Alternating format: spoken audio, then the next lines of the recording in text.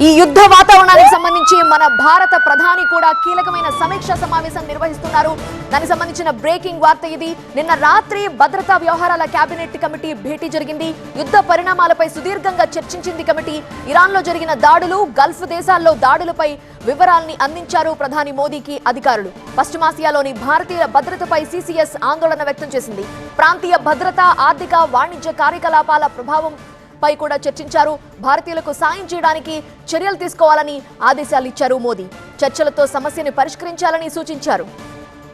మరోవైపు ఇజ్రాయెల్ ప్రధాని బెంజమిన్ నెతన్యాహుకు ప్రధాని మోదీ ఫోన్ చేసి ప్రస్తుతం పరిస్థితులు ఎలా ఉన్నాయో చర్చించారు. ఇరాన్తో యుద్ధం, తాజా పరిణామాలపై భారత్ ఆందోళన చెందుతోంది అన్నారు మోదీ. పౌరుల భద్రతే తమకి ప్రాధాన్యమని స్పష్టం చేశారు.